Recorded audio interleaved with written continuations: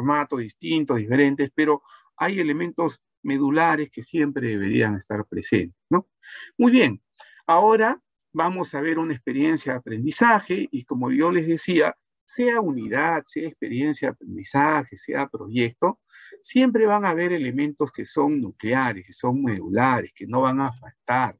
Por ejemplo, tenemos que hablar siempre de una situación significativa, de un reto, de un propósito de aprendizaje, de un producto o actuación compleja que vamos a desarrollar en el desarrollo de la competencia, de criterios de evaluación, de secuencia de sesiones y actividades y posiblemente en algunos otros planificaciones, pues se hable también de los instrumentos. También eso sí es cierto, a veces se señala cuáles son los instrumentos y se elaboran los instrumentos de evaluación que vamos a planificar, ¿no? Entonces, vamos a mirar entonces la experiencia de aprendizaje que hemos ido construyendo en esta semana con ustedes y que me han ido poco a poco ayudando a perfeccionar. Lo que siempre les insisto es que ustedes revisen las primeras presentaciones con esta última y van a ver que sigo haciendo algunos cambios. Por ejemplo, el criterio de evaluación lo he vuelto a modificar, el primer criterio de evaluación. ¿Y esto por qué? Porque cuando uno ya va redactando, cuando uno va elaborando, por ejemplo, la sesión de aprendizaje, se va preguntando si ese criterio de evaluación que me he propuesto me está ayudando o no. Y también he hecho alguna modificación, una pequeña, pero he hecho modificaciones al producto. Porque eso pues justamente va en una conjunción de ir y venir. Por eso hablamos que nuestra planificación es una planificación flexible, que se va acomodando, se va reajustando, y también eso tienen que tener en cuenta ustedes, ¿no? Esta experiencia de aprendizaje se desarrolló para el segundo año en secundaria. El eje articulador era bienestar socioemocional y el área era desarrollo personal, ciudadanía y cívica, y la competencia era construye su identidad. ¿Perfecto? Entonces titulamos el título en primer lugar de nuestra experiencia, lleva pues la denominación de reconocemos nuestras emociones y fortalecemos nuestra identidad. Dos cosas queremos hacer: reconocimiento de emociones, fortalecer identidad, ¿ya? Y entonces planteamos una situación significativa donde señalamos que Pedro y María, que eran dos amigos que viven en el Centro Poblado de San Juan de Yarina, están muy emocionados ya que están retornando a la escuela por primera vez y conocerán personalmente a sus compañeros y compañeras del segundo grado de secundaria. Y bien, ellos los han leído a sus compañeros por WhatsApp, en los grupos organizados por sus profesores y profesoras, no los conocen. Saben que son 28 estudiantes, algunos sí se conocen, pero ellos son nuevos. Son nuevos porque la primaria lo terminaron en una escuelita pequeña del caserío donde vivía con sus padres. Luego, por los problemas de la pandemia, se trasladaron a Yarina y los matricularon en la escuela secundaria. Los compañeros que han conocido en los grupos de WhatsApp provienen de diferentes lugares y representan a algunos grupos culturales de la región. Ellos tienen otras costumbres, tradiciones diferentes a las suyas, ¿sí? Pedro y María tienen ciertos temores porque no saben cómo lo recibirán sus compañeros, pero a la vez están emocionados ya que lo conocerán personalmente. Ellos se preguntan, ¿cómo harán para convivir con sus compañeros si tienen costumbres diferentes? ¿Cómo regularán su actuación frente a posibles momentos de tensión? ¿No? Se preguntan. Ahí hay que analizar siempre la situación significativa que esté en el marco de lo que nos estamos planteando, ¿no? Hemos dicho que ellos están muy emocionados, ¿no? No conocen a sus compañeros, son nuevos, ojo, miren lo que están viviendo, saben a la vez que sus compañeros provienen de diferentes lugares y representan algunos grupos culturales de la región. Y costumbres, tradiciones diferentes, ¿no? Otro elemento que aparece, porque de eso vamos a hablar, de emociones y de la diversidad cultural que hay.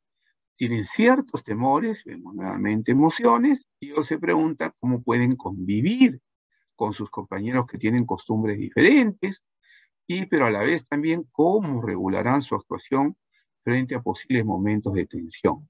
Entonces, siempre vamos a ir buscando esa lógica de estar enmarcando la situación significativa, en ese contexto ir amarrando lo que estamos trabajando y de qué manera lo estamos percibiendo, ¿ya?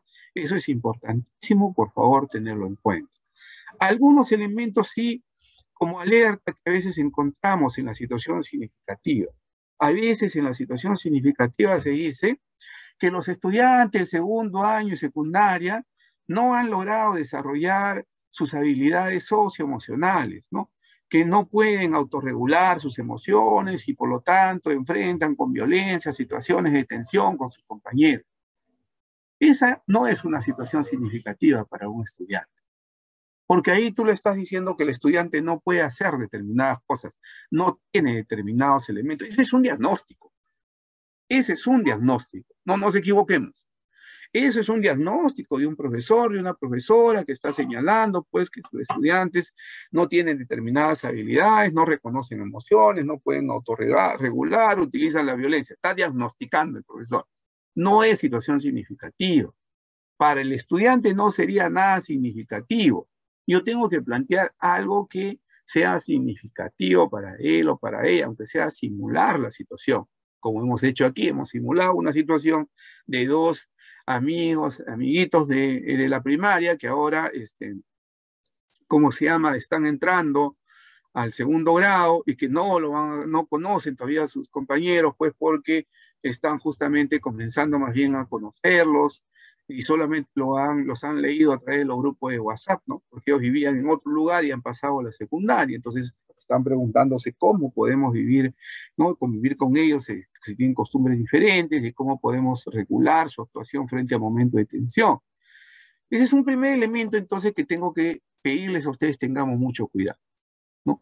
No puede ser una situación significativa lo que el estudiante no puede hacer o lo que el estudiante no ha desarrollado como competencia, como capacidad.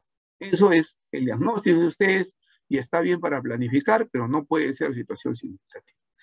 Un segundo elemento es que muchas veces ya en la situación significativa ustedes le proporcionan la información, le proporcionan la solución, le proporcionan todo.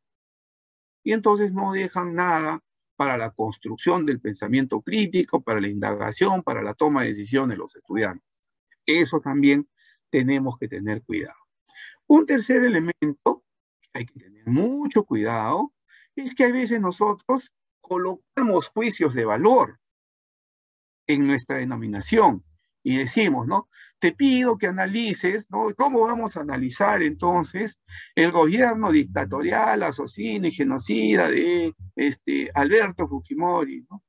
Entonces yo estoy colocando ahí elementos de subjetividad mío, ya le estoy colocando ya valoraciones. El estudiante no tiene otra ruta que hacer porque tú le estás pidiendo que haga esa ruta. Entonces también tenemos que tener cuidado ahí. Y otro elemento es que a veces cometemos el error de que nuestros retos sean cerrados o sean solamente de contenido, ¿no? Entonces yo le puedo preguntar, ¿cuáles son los elementos químicos? ¿Qué elementos químicos componen los alimentos centrales de una persona, ¿no? Entonces esos son contenidos temáticos que yo los puedo resolver buscando un libro, buscando en Google, buscando en YouTube. Por lo tanto, ¿no? No hay un reto abierto, no hay un reto que le permita construir al estudiante. Entonces, ahí, por favor, siempre tengamos en cuenta esos elementos cuando estamos construyendo una situación significativa. Segundo elemento de la experiencia de aprendizaje es el propósito de aprendizaje. Y ahí, pues, por ejemplo, aquí nos habíamos puesto como propósito, reconocemos las razones de nuestros comportamientos, así como estrategias para autorregular nuestras emociones y lograr una convivencia armoniosa desde la diversidad cultural. Entonces, ya estamos hablando nuevamente de reconocer razones de nuestros comportamientos, estrategias para autorregular nuestras emociones y cómo lograr una convivencia armoniosa en la diversidad. ¿Correcto? Entonces, el propósito está ahí, claro, está planteando hacia dónde queremos ir, qué es lo que queremos lograr con esa experiencia. También habíamos conversado muchas veces que en algunas experiencias hemos encontrado que el propósito solo es la competencia, las capacidades y los criterios de evaluación. Particularmente, ya les señalé, tiendo más bien a que sería mejor escribir el propósito de aprendizaje, redactar el propósito de aprendizaje. Sabemos que los propósitos de aprendizaje de educación peruana son pues las competencias, las capacidades. Pero en este caso yo me refiero al propósito de aprendizaje de la experiencia específica, de la experiencia de aprendizaje específica que estamos desarrollando, ¿ya? Y luego el producto. Profesor, disculpe, solamente Sí, regrese Víctor. por favor, para que quede clarito. Buenas noches, profesor, buenas noches, colegas. Ujú, La diferencia entre estos dos propósitos, porque también la competencia, las capacidades, en algún momento hemos entendido como propósito. ujú. La diferencia, por favor, muy puntual. Gracias, profesor. Es que el propósito del aprendizaje de la educación peruana, de la educación peruana y de todo el desarrollo de la educación básica son las competencias y sus capacidades. El mismo propósito puede ser para un estudiante de primer grado de secundaria, de segundo, de quinto año o primer grado de primaria. Si yo coloco como propósito de aprendizaje de la experiencia, la competencia, esta misma competencia y las mismas capacidades es para el niño de primero de primaria. La misma competencia y las mismas capacidades es para el de secundaria, primero. La misma competencia y las mismas capacidades es para el de quinto.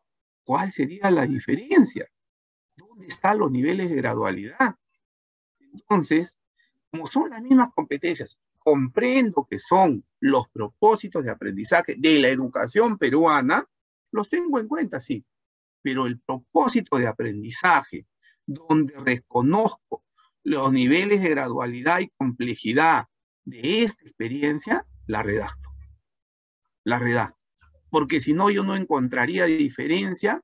Este propósito de aprendizaje, si pongo la competencia y la capacidad, es la misma del estudiante que hoy está ingresando al primer grado de primaria. Es la misma, porque tiene la misma competencia y tiene las mismas capacidades. O también es la misma del estudiante de quinto año de secundaria. Por eso es que yo reitero, desde mi punto de vista, por favor, se tiene que redactar el propósito de la experiencia, teniendo en cuenta, por supuesto, que las competencias son propósitos de aprendizaje de la educación peruana. ¿Ya? Esa es la diferencia, Víctor. Y así distingo Gracias, profesor Julio. Creo que ahora un poquito ajá, más y así claro. distingo el propósito, pues, de la experiencia y del nivel en el grado en el cual estoy trabajando, ¿no? Le doy la complejidad. Como les digo, si yo solo coloco la competencia y la capacidad, el mismo propósito, hasta también el mismo propósito, es para el niño que está en inicial, en algunas competencias. Entonces, no habría distinciones. No hay distinción de cuál es el nivel de complejidad de lo que le estoy pidiendo y de qué quiero trabajar en esa experiencia, ¿no? ¿Qué quiero lograr en esa experiencia? Entonces, por eso es que yo genero y yo planteo que debería de redactarse el propósito. Respecto al producto, igual, mantengo ese hilo común, ese hilo organizador de lo que estamos buscando trabajar. Entonces dice, elaboramos un testimonio personal de los momentos más emotivos que hemos vivido al retornar a la escuela, reconociendo mis características personales, las causas y consecuencias de mis actitudes y cómo aprendimos a regular nuestras emociones propiciando una convivencia armoniosa. Ojo, vuelvo a tener momentos más emotivos, estoy buscando emociones, características personales, causas y consecuencias de sus actitudes, porque está trabajando sobre las emociones, cómo aprendió a regular sus emociones y la convivencia armoniosa en la diversidad. Mantengo el hilo común. Lo que yo quiero es que ustedes siempre tengan esa línea del hilo común en la situación significativa que se va planteando en el propósito y se va planteando también en el producto, ¿no? El producto que estamos trabajando, ¿correcto? Entonces, eso nos ayuda mucho para ir construyendo esa secuencia lógica, ¿ya? Esa secuencia que vamos planteando. No tengan temor de equivocarse en la redacción porque luego pueden volver nuevamente y mejorar la redacción, que es lo que yo voy haciendo mientras le voy presentando, voy encontrando vacíos o mejoras y lo voy haciendo. Luego ya viene esta presentación que he borrado todas las explicaciones que hice del estándar de aprendizaje, las competencias, capacidades, criterios de evaluación y los enfoques, ¿no? ¿Qué estándar de aprendizaje estoy trabajando? El ciclo 6, porque estoy trabajando segundo año de secundaria. De la competencia construye su identidad. Las capacidades que en esta experiencia de aprendizaje estoy trabajando son 3, y ahí los estoy señalando. Y los criterios de evaluación, estoy trabajando, reconoce las emociones, las relaciona con sus características personales, comprende las razones de sus emociones y comportamientos, va a comprender ello, ¿no? Utiliza estrategias para regular sus emociones y por último propone acciones y comportamientos para autorregular y generar una convivencia y valoración de la diversidad. Entonces, nuevamente, lo que les pido es coherencia en el proceso que estamos trabajando. Fátima, adelante, por favor. Profesor, buenas noches a los ¿Cómo colegas. estás? Una consulta. Por Ahora que favor. estamos yendo a las escuelas para hacer la semana de gestión, justamente en vez de criterios nos están pidiendo, al menos en mi escuela, colocar desempeños precisados. Y luego, claro, estos con ciertos cambios vendrían a ser los criterios de nuestro instrumento. ¿Eso es válido, profesor? Mira, yo tengo mucho temor a los desempeños precisados. Lamentablemente ese es el aprendizaje que hemos acarreado y ayer se lo mostré yo a ustedes cuando les mostré la ruta de las sesiones de aprendizaje, ¿no? Hemos acarreado pues los diseños precisados del 2017, 2018, 2019. Hemos creído que trabajamos desempeños. Yo no trabajo desempeños, pero si esa es la decisión de su institución, nada podemos hacer. Lo único que te sugeriría yo, es que si tienes que trabajar, ya, porque así es la decisión de la institución, desempeños precisados, pues formúlalo como criterios, pero criterios con lógica. ¿Se acuerdan cuando yo hice la relación de estos criterios con los desempeños?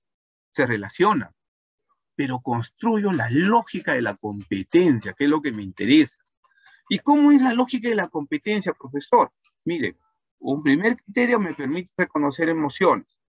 Un segundo criterio, avanzo más y entro a las razones de las emociones y comportamientos. Estoy entrando más. Un tercer criterio me lleva a la estrategia para regular emociones. Y un cuarto criterio me lleva a la propuesta, comportamientos para autorregulación, convivencia y valoración de la diversidad. Eso es lo único que yo te podría recomendar. ¿Cómo sé, profesor, que esto me está movilizando la competencia? En primer lugar, porque lo sea amarrado a las capacidades. Se valora a sí mismo, lo estoy viendo en el 1 y 2. Autorregula, lo estoy viendo en el 2 y 3. Reflexiona éticamente en el 4. O sea, ninguna de las capacidades los dejo vacías. Entonces, si es que están planteando, yo ahí nada puedo hacer frente a las instituciones educativas, precisar, entre comillas, los desempeños, lo que te sugiero es trabajar. Y si, por ejemplo, yo estaría en tu institución educativa y tendría que precisar los desempeños de ciencias sociales, estaría asustado.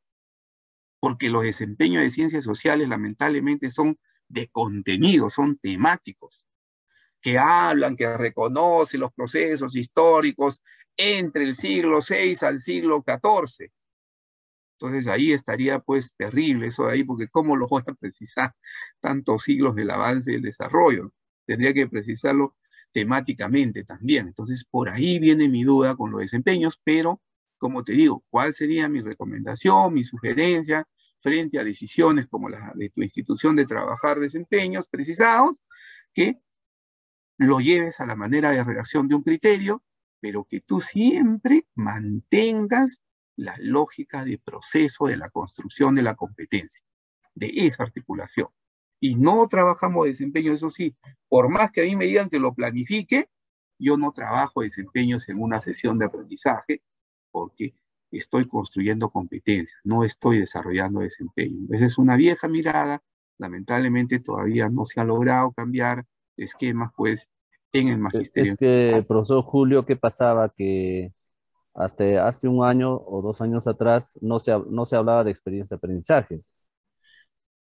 No, pero no tiene nada que ver en ese caso, te diré, Víctor. Te digo y se los voy a compartir a ustedes. Ayer les dije que hay un documento y una colega también lo citó. Hay un documento del 2019, ojo, 2019 antes de la pandemia.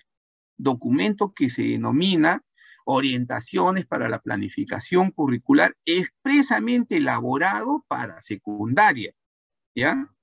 Y si ven ese documento, que se los voy a poner en el Drive, se van a dar cuenta allí que en ese documento, antes de la pandemia, no existía pandemia, estamos hablando de marzo del 2019, se está hablando de criterios de evaluación. Y en ese documento se está hablando de experiencia de aprendizaje, ¿ya? Porque no tiene nada que ver la pandemia y la experiencia, no, sino que lo que tenemos que tener como concepción, y felizmente hemos ido avanzando, es que nosotros no trabajamos desempeños. Las sesiones no se organizan por desempeño, no desarrollo de desempeño. Lo que yo trabajo es la competencia. Por eso nos atrevemos a decir que en algunas actividades movilizamos todos los elementos de las capacidades, porque buscamos desarrollar la competencia en un momento de actuación compleja. Esa es la diferencia. Sino que son concepciones. Yo no estoy negando, ojo, también eso es parte, responsabilidad del propio Mineo, del cual he sido parte. Responsabilidad del mismo Mineo es que no hemos ido zanjando con ciertos constructos que construimos en los procesos de formación. No es que los maestros se hayan inventado, ojo, ¿ah? Yo he participado en PRONACAF, he participado luego en segunda especialidad, luego he sido formador y también especialista en los programas de segunda especialidad, y ahí hablábamos de los desempeños precisados. O sea, nosotros mismos hemos construido esa idea del desempeño precisado, porque así lo mirábamos en ese momento. Pero si es que necesitan trabajar desempeños precisados, mi única recomendación es trabájenlo como si fueran criterios de evaluación, formúlenlo como desempeños, está ahí, pero miren mucho la lógica de proceso de la construcción, de la competencia, para que no pierdan el enfoque por competencias. Solo ese sería mi recomendación, ¿ya? Entonces, en este cuadrito, digamos que acá colocas, en donde dice criterios, colocas desempeños precisados, pero tendría que notarlo cuando yo lo leo. Realmente estás mirando el estándar, realmente estás mirando movilizar las capacidades de la competencia, y que te lo estás planteando como procesos alternos, como procesos que van y vienen. Porque si después leo que los desempeños son netamente temáticos, de contenido, ahí es donde me asusto. Ahí es donde me asusto, porque solamente estoy mirando los contenidos y los desempeños y las competencias, si bien requieren de contenidos concretos, se desarrollan fundamentalmente a partir de esas habilidades, de desarrollo de esos procesos cognitivos que vamos desarrollando en las habilidades mismas, ¿no? Que el sujeto tiene que ir desplegando, ¿ya? Muy bien, entonces tenemos el estándar, tenemos las competencias, las capacidades, los criterios, los enfoques transversales, porque por ejemplo en este caso nos hemos planteado 3 enfoques transversales: el enfoque inclusivo o de atención a la diversidad, y el valor que vamos a trabajar es respeto por las diferencias. El enfoque intercultural, y el valor que vamos a trabajar es respeto a la identidad cultural. El enfoque de derechos, y el valor que vamos a trabajar es el diálogo y concertación. Y las competencias transversales, que van a ir bañando seguro todo el proceso de la actividad. La gestión de su aprendizaje de manera autónoma, nosotros lo vamos a garantizar en tanto y en cuanto la situación significativa, los retos y las actividades que ustedes propongan propicien que el estudiante tome decisiones. Si ustedes propician el pensamiento crítico, propician la reflexión y propician que el estudiante tome decisiones, están planteando, están desarrollando esa gestión autónoma del aprendizaje. Y las tecnologías las van a usar cuando ustedes vayan variando el uso de elementos tecnológicos en los procesos de aprendizaje o la construcción y creación. A mí me parecía interesante, por ejemplo, una escuela, en un profesor de PT, que le había pedido a los estudiantes que elaboren un video del proceso de la fabricación de un determinado bien, ¿no? Y que el estudiante había estado construyendo, pero había hecho pequeños videos cortos y luego lo había armado y lo había trabajado. Eso es, por ejemplo, articular el proceso de aprendizaje con la tecnología misma, ¿no? Esos procesos entonces tenemos que estar teniéndolo en cuenta, ¿no? Por último, la secuencia de sesiones y actividades. Profesor Julio, usted vuelve a insistir, ¿por qué está planteando la sesión actividad a distancia y actividad presencial? Porque todavía estamos pensando que pudiese haber un modelo de aprendizaje híbrido, semipresencial, ¿no? Y cuando estoy planteando eso, necesariamente la sesión, pues, una actividad presencial, que es donde despliego todo lo que estoy planteando en la sesión de aprendizaje, ¿no? Y tiene también actividad a distancia, que es donde más bien despliego algunos aspectos de mi sesión presencial, ¿ya? Y por eso es que sigo planificándolo así. De hecho, creo yo, la tendencia de las escuelas es ir a la presencialidad, que me parece lo más correcto. El contexto de educación híbrida y pensar en una actividad a distancia y una sesión presencial, desde mi punto de vista, los lleva a un mayor esfuerzo, un mayor trabajo que les va a exigir muchísimo y también a los estudiantes, ¿no? Y en algunos momentos puede tener ahí roces con ellos, ¿ya? Pero bueno, cada uno según las condiciones y sus decisiones como institución educativa, ¿correcto? Entonces acá tengo, por ejemplo, todas las sesiones ya planificadas. Las sesiones planificadas, tengo mi sesión presencial y tengo mi actividad a distancia. Acá debería decir sesión presencial y actividad a distancia, porque la presencialidad es sesión presencial. ¿No? Acá hay un error mío que no lo he corregido. Entonces tengo mi sesión presencial, mi actividad a distancia. Actividad a distancia, sesión presencial. En esa ruta debo pasar. Y luego aquí he señalado cuáles son los criterios de evaluación que planteo acá, ¿no? Y lo otro, Fátima, para aprovechar antes de pasar este tema, ¿por qué les sugiero que redacten o que precisen, entre comillas, los desempeños como criterios de evaluación? Porque lo valioso que tienen los criterios de evaluación es que se pueden utilizar luego sin ninguna dificultad para elaborar un instrumento de evaluación que progrese. Y se pueden utilizar esos criterios de evaluación que como elementos orientadores de los productos que van a desarrollar los estudiantes. Y muchas veces los desempeños no nos permiten esa acción. Pero bueno, es un comentario, ¿ya? Entonces aquí he colocado los criterios de evaluación que he ido planteando, cómo los voy a ir movilizando. En la primera solamente un criterio, en la segunda 2, en la tercera 3, en la cuarta 2, y en la quinta todos los criterios los estoy movilizando. Y acá estoy señalando los productos que he ido trabajando y que he desarrollando hasta llegar al producto final, al producto de la experiencia de aprendizaje que me está permitiendo movilizar de manera articulada todas las capacidades de esa competencia y por ende los criterios que me he planteado, ¿no? Esa programación me permitiría mirar a mí el abanico de acciones que voy a hacer. De hecho que cada uno de ustedes puede trabajar según un formato, algo concreto. Que justo les decía que este documento que les voy a compartir de 2019, por si acaso, ahí hay una estructura, hay un modelo de cómo sería la unidad de aprendizaje, que también la pueden utilizar ustedes, no hay ningún problema. Pero el hecho es no perder el fondo de lo que hemos trabajado durante estas 2 semanas, ¿no? Muy bien, y por lo tanto ya tenemos pues la Profesor, experiencia. Sí, adelante, disculpe, adelante. una consulta. Claro que sí. En la diapositiva anterior, lo que está de verde, ¿tiene intervención directa del docente o es Sí, netamente un trabajo autónomo no, del estudiante? debe decir sesión presencial, discúlpame. Ahí yo he cometido el error de no borrar el término actividad, debe decir sesión. Lo voy a corregir ahora que se lo comparta, ¿ya? Y en Porque donde dice actividad a distancia, profesor, ahí sí es trabajo autónomo netamente del estudiante. con orientación del docente, y ahora lo voy a explicar ahora justamente en el paso que voy a seguir, ¿ya? Ahí lo vamos a mirar, y si no se explica bien, retornamos, ¿ya, Fátima? Ok, profesor, Muy bien. gracias. Veamos entonces, el diseño de la sesión de aprendizaje en el marco de la experiencia de aprendizaje, ¿no? Porque yo he hecho la experiencia y ahora estoy mirando su sesión, ¿ya? Eso ya lo vimos ayer, otra vez lo estamos mirando solo para repasar y ver la lógica de construcción, programación curricular, experiencia de aprendizaje, sesión, ¿ya? Y actividad vamos a llegar hoy, ¿ya?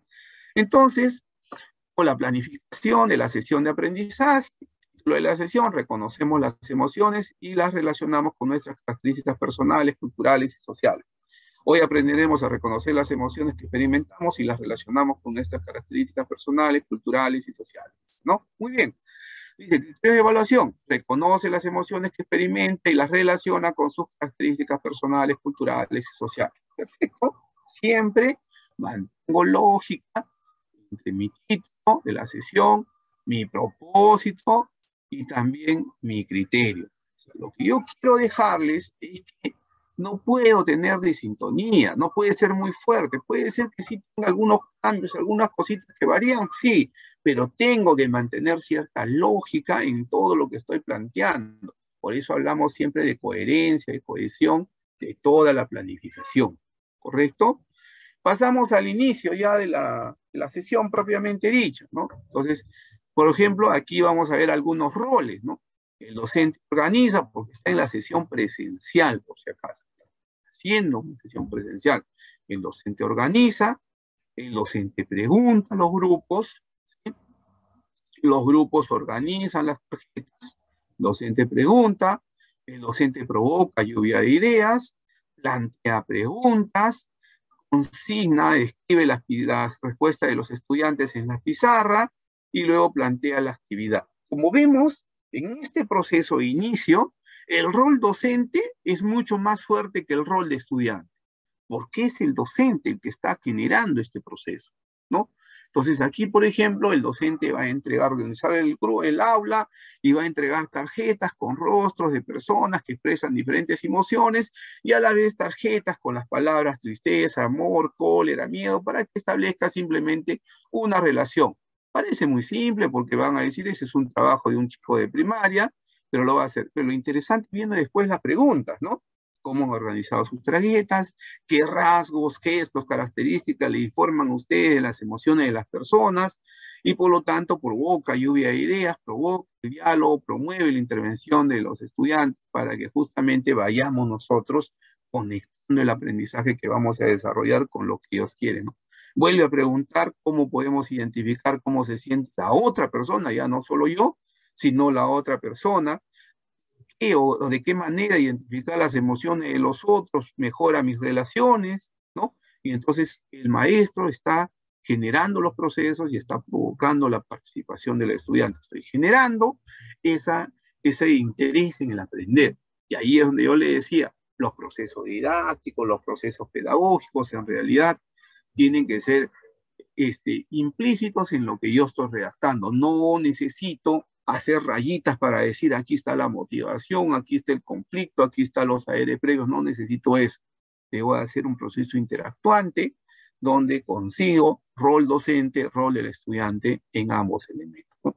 Luego paso al desarrollo y nuevamente el docente primero organiza, ¿no?, a los grupos y les plantea pues que vayan a leer una fuente 1, fuente 2 y algunas preguntas que tienen que responder. Motiva a los grupos a leer las fuentes, los acompaña, los motiva, los va a mediar en su aprendizaje. Los grupos trabajan cooperativamente, los equipos elaboran la carta, los equipos relacionan las emociones con su característica, los grupos generan reflexión, los grupos de trabajo exponen sus carpetas y el docente orienta y analiza el proceso. Pues vemos aquí que cambia más bien la actuación, cambia el rol.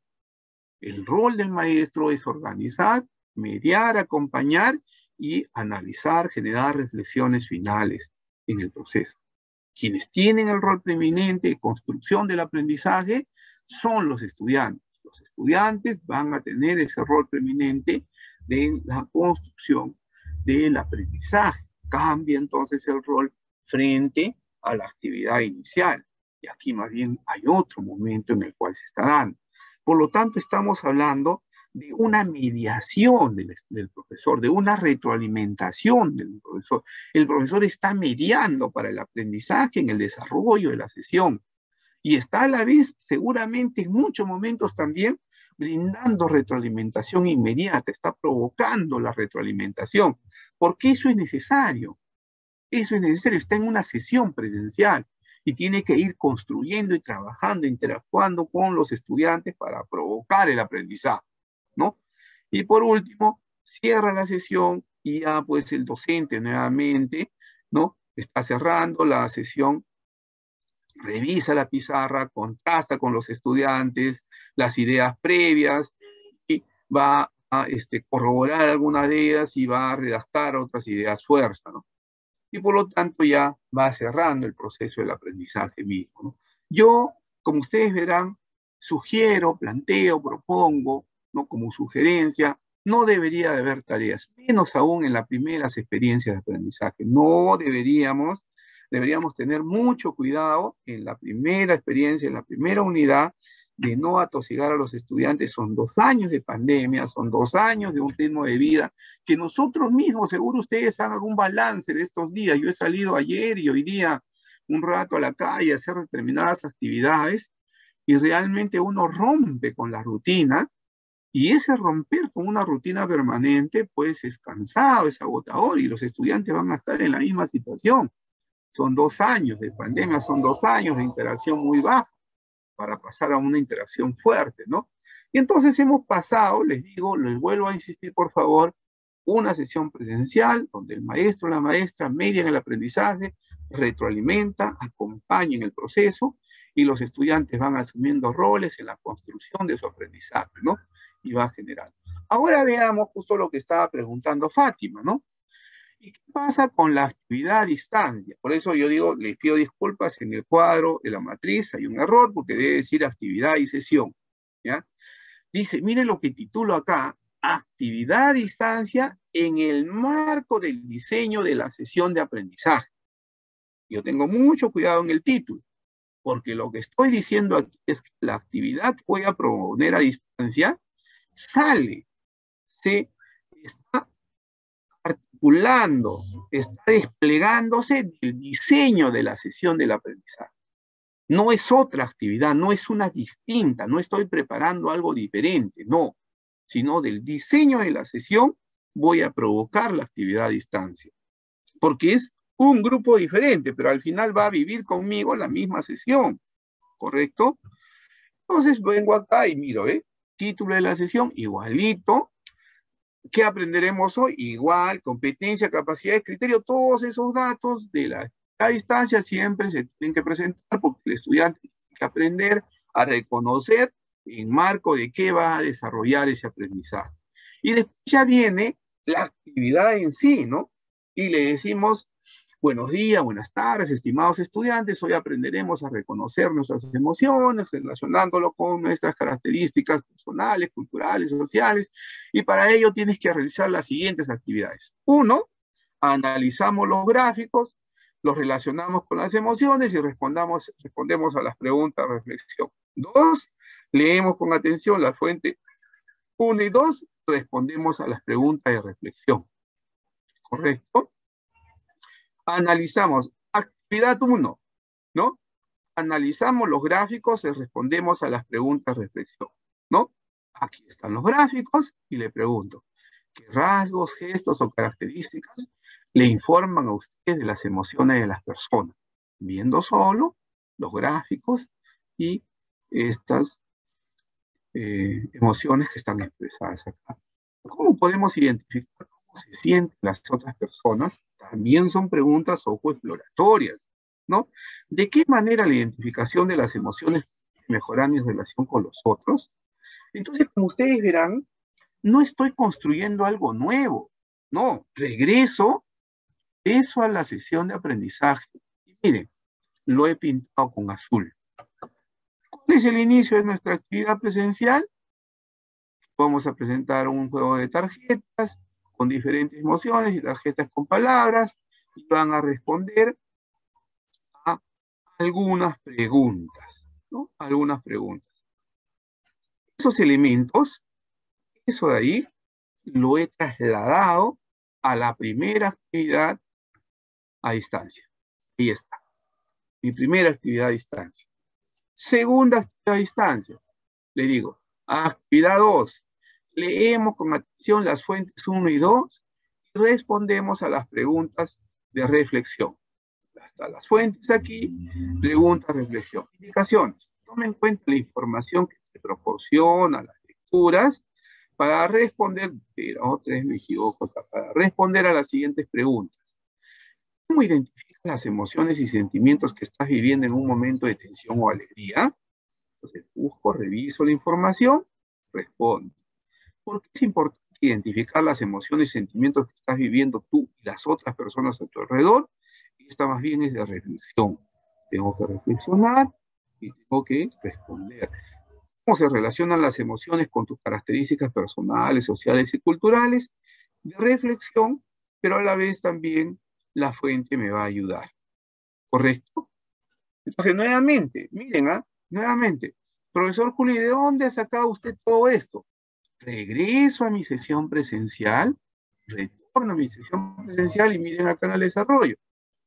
Los estudiantes van a tener acceso a la fuente 1 y 2 del tema tal, y responden a las siguientes preguntas. Todo esto lo he convertido y lo he bajado a la segunda actividad a distancia. Entonces, a mis estudiantes, al grupo que no está en la presencialidad, le estoy mandando esta actividad. Primero, situándolo, yo le voy a explicar seguro, cuando me comunique con ellos, se le envío un mensaje de texto, un mensaje de voz. Luego la actividad 1, que ya se los expliqué que es lo que tienen que hacer y van a hacerlo seguro.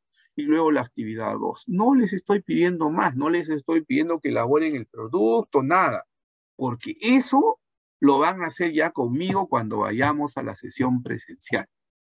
Y cuando vayamos a la sesión presencial, seguro va a fluir, va a ser más rápido, vamos a trabajar mucho más conectados a todo lo que hemos venido trabajando previamente como parte de la lectura.